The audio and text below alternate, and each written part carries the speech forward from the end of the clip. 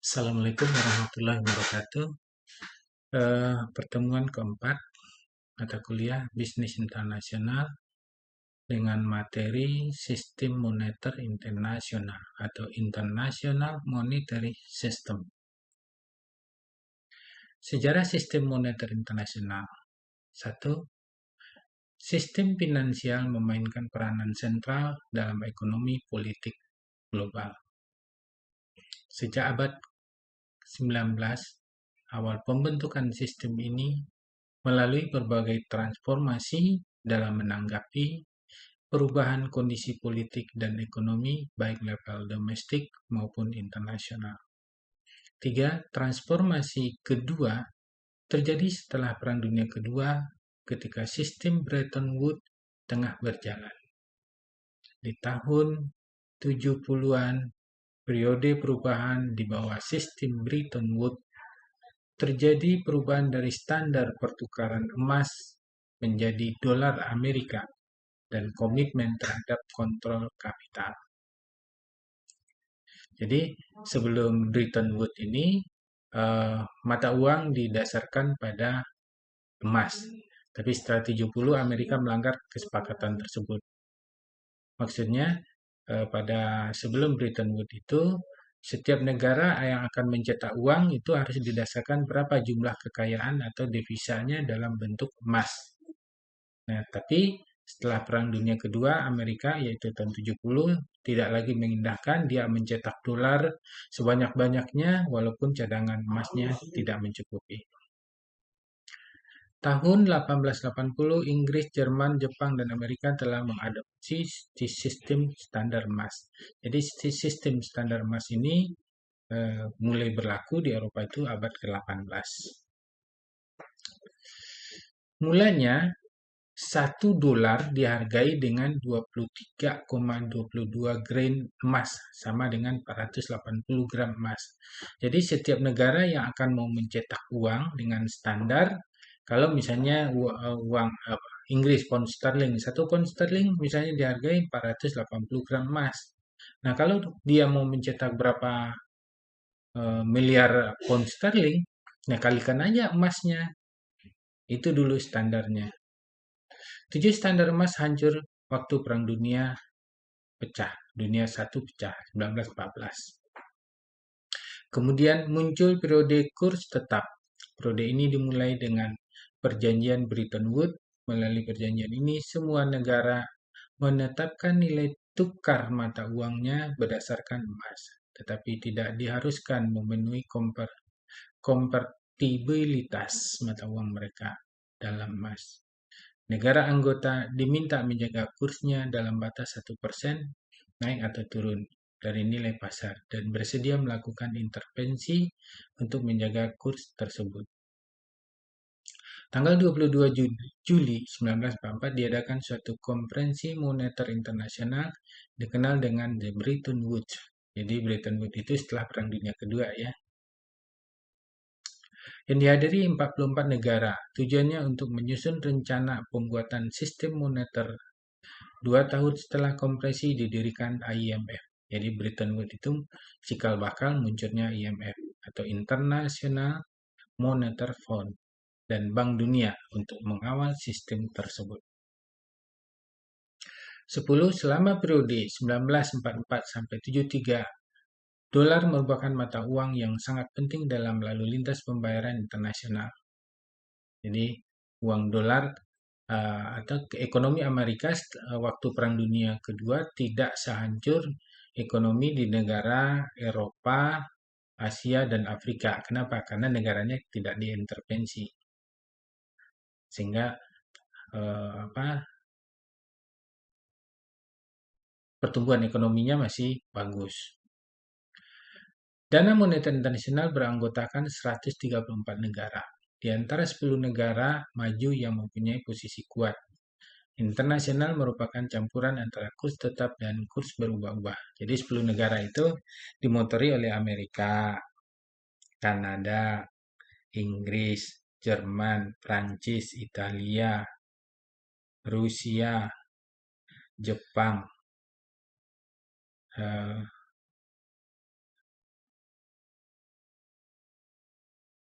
apalagi ya, dua negara, Jepang, Rusia, Belanda kalau nggak salah, Belanda, terus satu lagi ya, ada 10 negara. Jadi 10 negara maju.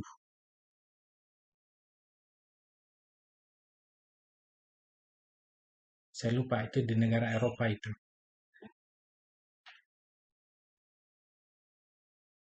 Apa ya? Saya lupa ya. Saya ulangi lagi ya.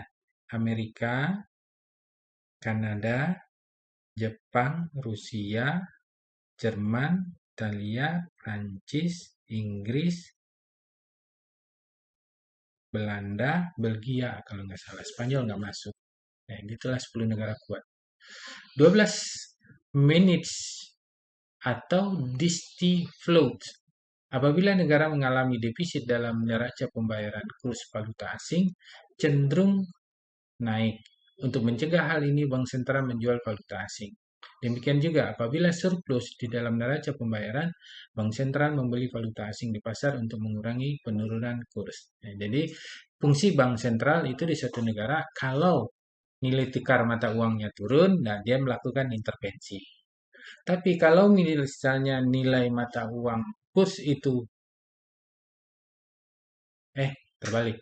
Kalau nilai mata uang itu naik, maka Bank Sentral melakukan intervensi, melepaskan dolar yang ada di cadangan. Tapi kalau misalnya kurs dolar itu turun dan mata uang lokal naik, nah Bank Sentral akan melakukan melakukan pembelian terhadap uang lokal untuk menjaga kurs yang disepakati oleh negara-negara IMF tetap terjaga.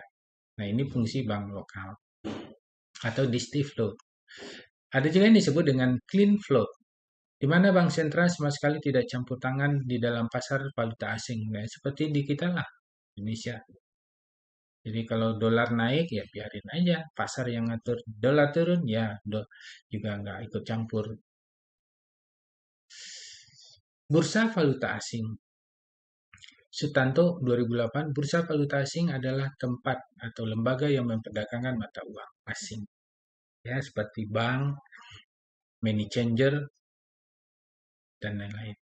Kedua penyelenggara valuta asing yaitu bank pemerintah. Jadi bisa bank pemerintah, swasta nasional, swasta asing, yang sudah menjadi bank devisa, serta lembaga yang mengkhususkan kegiatannya dalam perdagangan mata uang asing atau money changer. Ketiga, dalam lalu lintas pembayaran internasional yang membutuhkan valuta asing atau foreign exchange adalah importir, sedang eksportir penerima devisa. Harga valuta asing ditentukan oleh proses permintaan dan penawaran yang terjadi melalui mekanisme pasar.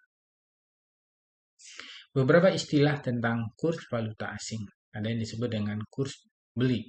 Menunjukkan harga beli valuta asing pada saat bank atau money changer membeli valuta asing. Atau pada saat seseorang menukarkan valuta asing dengan rupiah. Jadi kalau kita misalnya punya ringgit Malaysia, terus kita jual ke money changer. Nah, itu disebut dengan kurs beli. Kurs jual adalah menunjukkan harga jual valuta asing pada saat bank atau money changer menjual valuta asing atau pada saat seorang menukarkan rupiah dengan valuta asing. Misalnya, Anda mau umroh karena di uang yang dipakai di Arab adalah real, nah Anda menukarkan rupiah dengan real. Berapa satu real? Satu real 4.300. Nah, itu disebut kurs jual. Ada juga kurs tengah, merupakan selisih antara kurs jual dan kurs beli. Fungsi bursa valuta asing diantaranya adalah satu, mentransfer daya beli uang antar negara. Kedua, penyediaan kredit bagi perdagangan luar negeri. Ketiga, menjual belikan valuta asing. Empat, memperlancar perdagangan internasional dan pembayaran internasional. Beberapa manfaat dari adanya bursa valuta asing adalah satu, memajukan dan memperlancar perdagangan antar negara. Dua, memudahkan urusan pembayaran antar negara. Ketiga, menambah cadangan devisa. 4. Meningkatkan kegiatan ekspor dan impor. 5. Meningkatkan cadangan devisa yang akan memperlancar pembangunan nasional. Pasar modal internasional. Pasar modal adalah sebuah tempat bertemunya pihak yang memiliki kelebihan modal dan pihak yang kekurangan modal. Pasar modal terdiri dari dua jenis. Satu, disebut pasar obligasi. Pasar di mana perusahaan dapat menerbitkan surat utang yang disebut obligasi. Pasar obligasi ini merupakan instrumen pada saat perusahaan tidak dapat memperoleh tambahan modal melalui pinjaman kredit ke bank. Jadi menerbitkan surat utang. Yang kedua, pasar saham. Pasar di mana perusahaan dapat menjual sebagian saham kepemilikannya dan investor dapat memperdagangkan kepemilikan sahamnya kepada investor lain. Sebuah perusahaan dapat memenuhi kebutuhan modalnya di pasar saham dengan menjual kepemilikannya kepada orang lain. Jadi itu bedanya. Kalau pasar obligasi, surat utang tidak bisa diperjualbelikan. Tapi kalau saham, kita beli saham PT Indofood misalnya. Terus waktu kita beli cuma 100 rupiah per lembar. 2 hari setelah kita beli naik harganya menjadi 110. Boleh nggak kita jual? Boleh. Gitu. Tapi kalau surat utang nggak bisa, nggak ada yang mau beli. Nilai tukar mata uang. Nilai tukar mata uang atau kurs adalah sebuah perjanjian dikenal sebagai nilai tukar mata uang terhadap pembayaran saat ini atau di kemudian hari antar dua mata uang masing-masing negara atau wilayah. Ya, seperti Indonesia, Malaysia. Gitu. 1 ringgit Malaysia berapa? 5.000 rupiah. Mekanisme penentukan kurs bisa dikategorikan menjadi beberapa kelompok. A. Mengambang bebas atau free float atau clean float. Kurs mata uang dibiarkan mengambang bebas tergantung kekuatan pasar, ya, seperti di Indonesia. Di dolar itu tidak ada intervensi pemerintah. Mau turun, mau naik, itu pasar yang atur. B. Mengambang yang dikelola atau managed floats atau dirty float. Dilakukan melalui campur tangan baik bank sentral yang cukup aktif. Beberapa bentuk intervensi misalnya menstabilkan fluktuasi. Fluktuasi itu turun naiknya mata uang rupiah terhadap dolar. Beberapa bentuk intervensi menstabilkan fluktuasi harian, menunda kurs atau leaning against the wind, mengurangi fluktuasi jangka pendek. Kurs tetap secara tidak resmi atau unofficial hedging melalui bank sentral melawan kebutuhan pasar dengan menetapkan secara resmi kurs mata uangnya. Misalnya ditetapkan 1 dolar 10.000 gitu. Mau dolar naik, mau dolar turun, tetap segitu. Gimana kalau misalnya harga dolar naik? Ya, bank sentral intervensi. Terus kalau misalnya dolar turun 1 dolar menjadi 9.000, bagaimana? Ya, bank pemerintah juga ikut. Bank sentral intervensi juga. Pokoknya mau naik mau turun 1 dolar 10.000. Itu disebut dengan unofficial hedging atau kurs tetap. Yang D, perjanjian zona target tertentu. Melalui perjanjian ini beberapa negara sepakat untuk menentukan kurs mata uangnya secara bersama-sama dalam wilayah kurs tertentu. Jika kurs melewati batas atau batas bawah, batas atas dan atau batas bawah, bank sentral negara yang bersangkutan akan melakukan intervensi.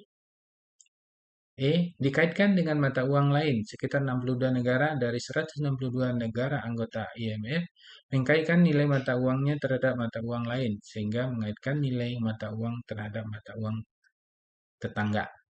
Jadi kalau di negara tetangga naik, ya kita ikut naik. Kalau dia turun, ikut turun. Jadi kurs kita itu bukan berdasarkan pasar, tapi nilai mata uang tetangga. Misalnya kalau kita menentukan nilai mata uang kita ke dolar Singapura gitu ya. Nah, kalau dolar Singapura naik ya kita ikut naik, kalau dia turun turun. F dikaitkan dengan kelompok mata uang lain. Sekitar 21 negara mengaitkan mata uangnya terhadap kelompok mata uang lainnya atau basket. Kelompok atau portofolio mata uang tersebut biasanya terdiri dari mata uang partner dagang yang penting. 19 negara menaikkan nilai mata uangnya terhadap portofolio yang mereka buat sendiri. Misalnya negara-negara yang OPEC lah gitu ya, negara OPEC Nah, kalau orang beli minyak di anggota negara OPEC, mereka hanya mau menerima dolar. Jadi kalau Indonesia mau beli minyak ke Arab Saudi gitu, apakah pakai real? Tidak, pakai dolar. Yang G dikaitkan dengan indikator tertentu. Dua negara, Chili dan Nicaragua, mengaitkan mata uangnya terhadap indikator tertentu seperti kurs real efektif. Kurs yang ditetapkan memasukkan inflasi terhadap partner dagang mereka yang penting. Jadi kalau partner dagangnya Amerika inflasi, nah dia juga ikut inflasi. Kalau naik ya ikut naik. H. Sistem kurs tetap. Di bawah sistem kurs tetap, pemerintah atau bank sentral menetapkan kurs secara resmi. Kemudian bank sentral akan selalu melakukan intervensi secara aktif untuk menjaga kurs yang telah ditetapkan. Jika kurs resmi dirasakan sudah tidak sesuai dengan kondisi fundamental ekonomi negara tersebut, devaluasi atau revaluasi dilakukan. Cara yang bisa dilakukan selain di devaluasi adalah pinjaman asing, pengetatan pengendalian harga dan upah, pembatasan aliran modal keluar. Itulah disebut dengan mata uang asing. Terima kasih. Assalamualaikum warahmatullahi wabarakatuh.